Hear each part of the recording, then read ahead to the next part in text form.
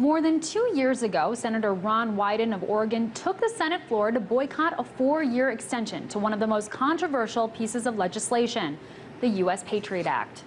I've served on the Intelligence Committee for over a decade, and I want to deliver a warning this afternoon. When the American people find out how their government has secretly interpreted the Patriot Act, they are going to be stunned and they are going to be angry. Now, we didn't know it at the time, but Senator Wyden's words would foreshadow just an inkling of the disturbing revelations to emerge regarding Americans' right to privacy. It's because of Wyden's chilling comment that privacy advocates began to ask questions about how the government had been interpreting one very questionable provision of the Patriot Act, known as Section 215, a section that vastly expanded the government's power to spy on ordinary people, referring to it as sensitive collection program. And now, more than 2 years after a FOIA request and a subsequent lawsuit from the American Civil Liberties Union and the Electronic Frontier Foundation, we finally have answers. Just yesterday, the Office of the Director of National Intelligence released approximately 1,800 pages of documents that shed light on the constitutionality of the NSA's domestic surveillance program. So we now know more details on a program that started back in 2001 that allowed for the government to collect our phone records in bulk. That's right. Under this program, the NSA received daily transfers of all customer records from the nation's phone companies. Those records included incoming and outgoing calls, along with the call's duration.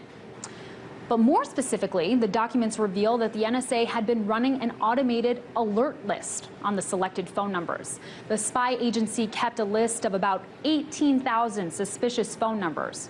But senior intelligence officials now say that of the phone numbers on the alert list, more than 15,000 of them, or 88%, were wrongly included. And according to the documents, NSA officials didn't even understand that this activity was a violation of their own internal regulations. The Washington Post quoted one official as saying, "There was no single person with a complete understanding of the business records FISA system." And apparently that lack of understanding led to a small lack of communication.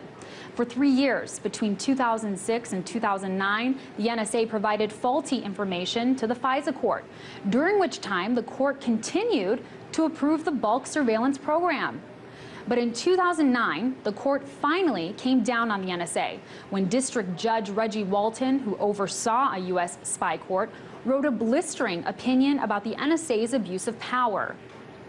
In fact, the judge almost shut down the government's domestic surveillance program after he, quote, lost confidence in the ability of NSA officials to operate it in the right way. But instead of shutting down the program, Walton instead ordered the NSA to conduct an end-to-end review of its policies and mandated that the organization be subject to closer monitoring. This might sound familiar to those of you who are following the fallout of the NSA scandal, in which the president's major action has been calling for its own review board. So there you have it, thousands of ordinary Americans being searched without meeting the NSA standard of reasonable, articulable suspicion, and as punishment, they're getting review boards. In Washington, Amira David, RT.